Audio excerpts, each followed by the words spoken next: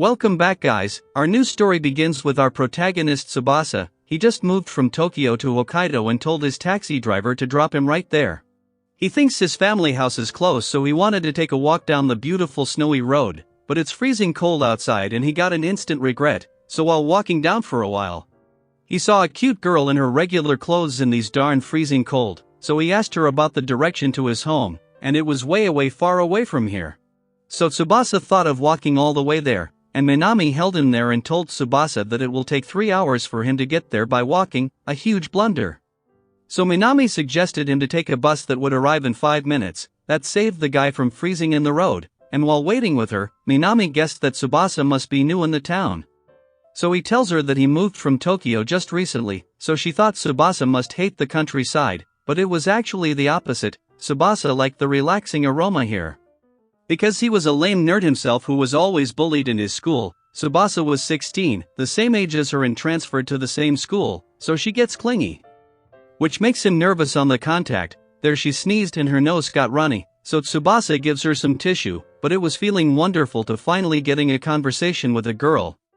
And there Minami dropped some snow inside Tsubasa's jacket for fun, but looking at her beautiful smile he couldn't hold back and says, "How pretty," which caught her off guard.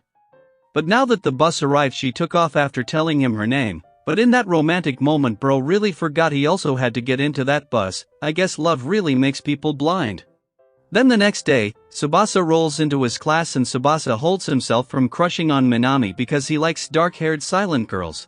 But his luck turns back on him and tells him to get happy with Minami because she's in the same class right beside him. But the cold weather gets to him and everyone else had a jacket or a blanket. And he was the only exception, so Minami gives him a spare blanket she always had. It was still warm and Tsubasa thought it's like he's embracing Minami in real time. Then, after school, he returns it, and she smells it to tease him to see his blushing face. So in return for this favor she asked Tsubasa to walk her back home.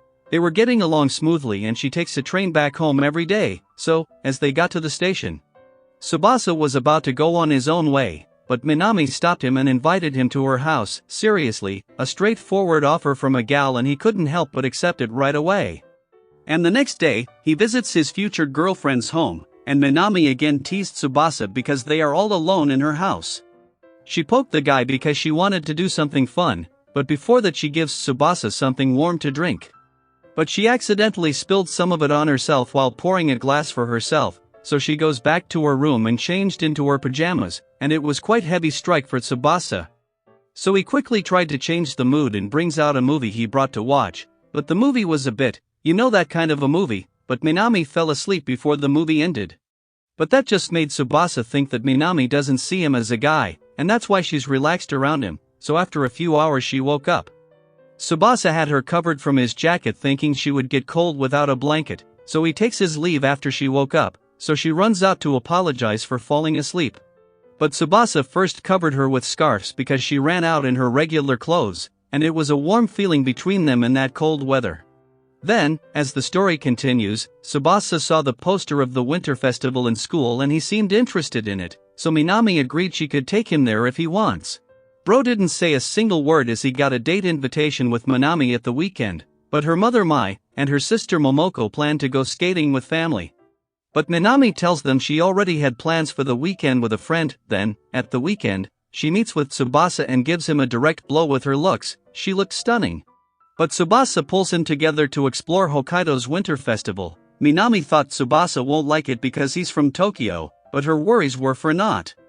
Tsubasa clearly loved the countryside festival, especially because of Minami, but after a while, Tsubasa buys a corn dog from a stall, and Minami was already enjoying her yakitori. But she takes a bite from his corn dog, but after that, Tsubasa realized he got an indirect kiss as he eats his corn dog. After that, they spent a bit more time having fun, but as they sat together, Tsubasa opens up that he had so much fun for the first time. It made her relax because she wasn't expecting much since she used to come to this festival in her childhood.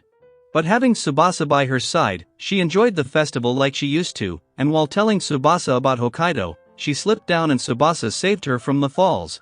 It sets up the chemistry between them, but they got way too shy. Then, after that, Tsubasa asked Minami for a date once again and like that, they were really getting close to each other. Then, On one of the ordinary days, Minami brought Hokkaido's special cuisine, instant noodles that come with Chinese soup. With this, she considered them to be equal from that day's corndog treat.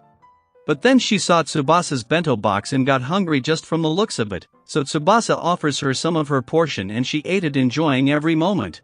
It was made by his grandma, so Minami becomes jealous that Tsubasa could eat homemade food every day. But Tsubasa also liked her instant noodles because it was the first time he tasted instant noodles. Minami noticed that and asked about it. So Minami imagined that Tsubasa was a rich kid who doesn't have much freedom, so she asked if she could visit his house this time, and from the temptation, Tsubasa couldn't say no.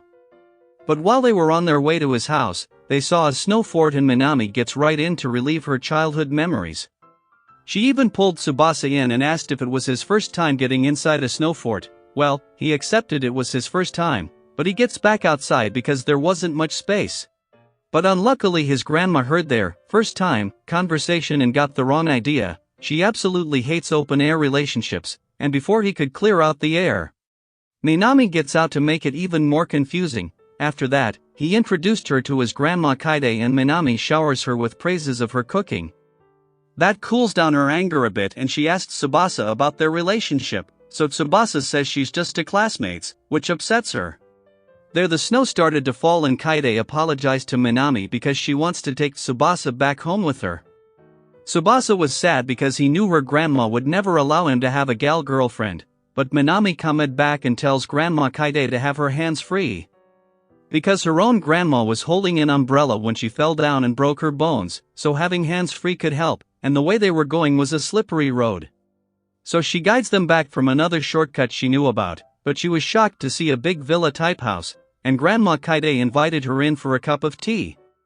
But Grandma still thought Minami must be after their money, but seeing Tsubasa smile, she thought of putting her trust in their relationship.